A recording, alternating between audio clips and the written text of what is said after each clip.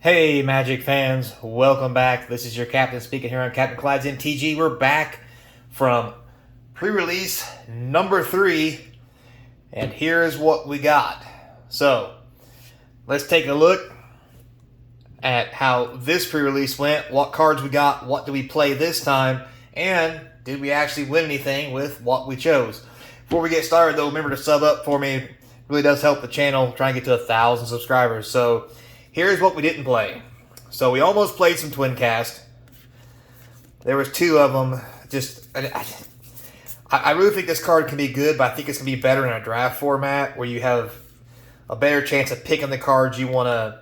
Well, I said Twin Cast. I meant Twin Inferno. But the ability of this card, to copy or give double strike is just really good. As you can see, I decided not to play red. I did have some good red cards, but I just didn't think they were good enough. Some green cards I didn't play. I almost played this. My deck ended up being a little too fast and not having anything really big enough to make this worthwhile, in my opinion. So I didn't play a whole lot of black. We had this, but 5 mana just wasn't doing it for me. At least not with what I was working with. As you notice, we got blue here. As you can see, I did not play blue this time like I did last time, even much as I love this card. So we had some good blue cards, almost played blue, but we didn't do it. So the multicolors that we didn't play was, however you say this guy's name, Radadrabic of Urborg. Didn't have enough legendaries to make him worthwhile. 4 mana for a 3/3. Vigilant Zombies is cool and all, but Now the Aeronaut, not a whole lot going on there. I wasn't in black, or blue, so no Rona, although she would have probably been pretty good to play if I got that. So here's the white cards I didn't play, just 3. And then of course we got a couple common lands. We ended up with a full Vanquisher's Axe, which is not what we were looking for. So there's what we didn't play. Here's what we did play. That's right, we played white, green, splash red, and black kickers. So yeah, so Captain's Call again. Already talked about this with you guys. This is probably one of the best commons in the set. 4 mana for 3/1/1 tokens. It's just amazing. I'll show you this for those of you who want to give me grief. I know I had a lot of conversations about this. I played 3 Scout the Wilderness. This card is just amazing. It's great mana fixing, especially when you're splashing into 3 colors. Obviously, I played green-white as my main, but this card is just amazing. This was a really good filler spot. 2 for 2/2, or kick it for a 3/3, or make something else bigger. Thought it was a great card. As usual, I played Artillery Blast because it's one of the best removal cards there is. I played... Whoa, sorry about that. I played 2 black cards, this being one of them. Bone Splinters. I splashed black. Having 3 Scout the Wilds, I put 1 Swamp in so I could go fetch it. And that's normally what I did every game, is I always fetched my Swamp first on the off chance I drew this.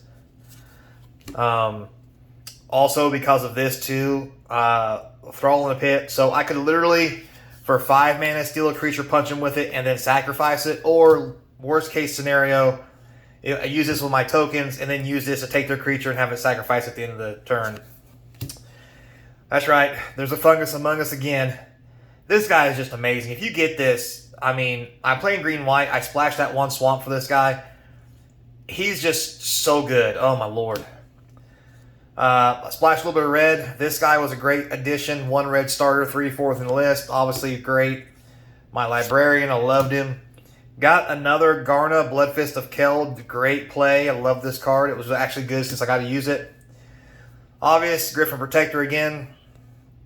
As you have all these token abilities that bring in 1/1 creatures, this thing gets real big real quick and becomes a serious threat.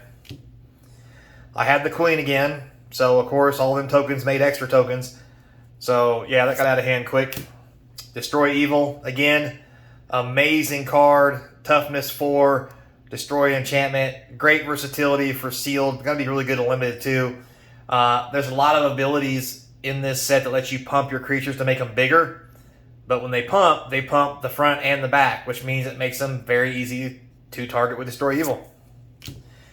I got a Valiant Veteran. This is one of the rares I got that I was really happy about. As you could see, I had tons of ways to generate soldiers.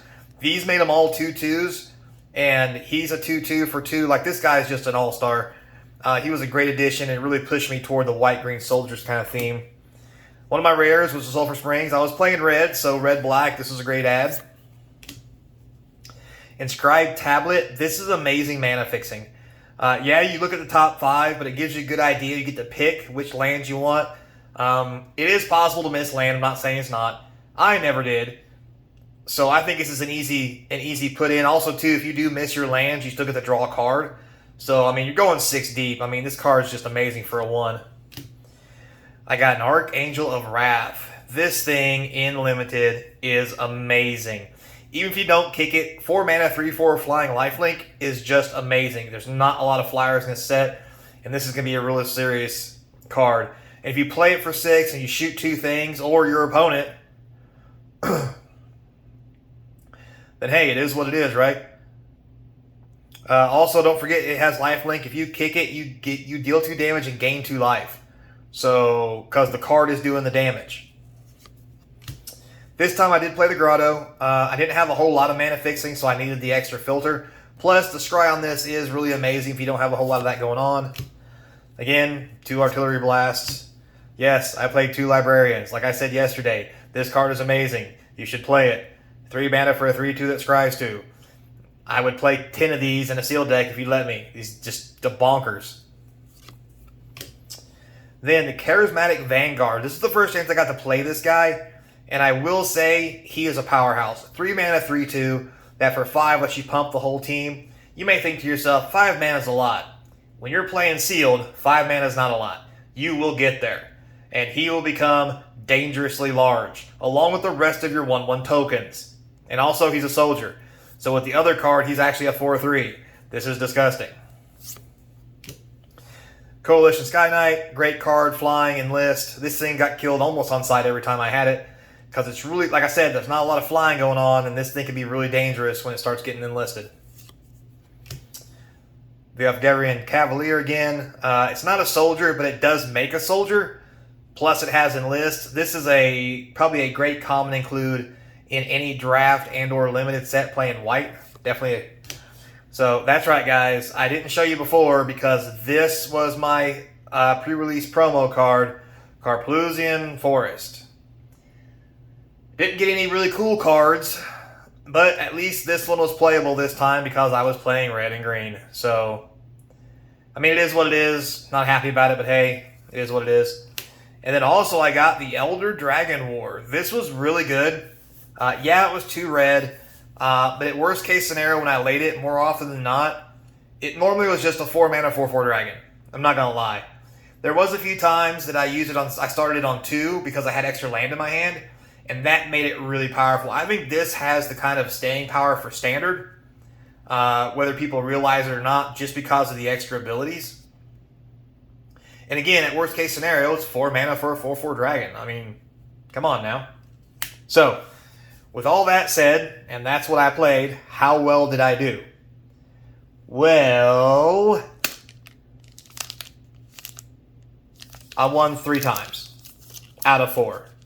And to be honest with you, I probably would have won the 4th game if I had paid a little more attention to how some of the card mechanics worked. After the match was over, I noticed I let my opponent get away with some things that he shouldn't have because I didn't really pay too much attention to the card mechanics because I thought I was ahead and it kind of spiraled out of control when I did. Yeah, I won't go into detail. Let's just say if I watched the card mechanics and made him follow things the way he was supposed to, I wouldn't have had to use a removal spell early. Therefore, I would have had it for later in the game, which means I wouldn't have died to the Solkanar Swamp King, basically. So, yeah, there's that. So, with that said, we have 11 set booster packs that we can open. It's going to be pretty fun. We'll use that to get together what it looks like to open set boosters and to see what kind of money we make. So, with all that said, guys, don't forget, like, subscribe, Hit that notification bell. Comments down below. It's going to feed that YouTube algorithm. Try and get to 1,000 subscribers. Appreciate any support. For those of you who already subscribed, thank you very much. And if you want to subscribe, don't forget to click the button. And if you want to do more because you're already subscribed, links in the description down there to the eBay store. You can get a Patreon monthly subscription for cool swag, free prizes, and giveaways. Also, there's a link to the email if you just want to say, hey, because we know everybody gets lonely every now and then.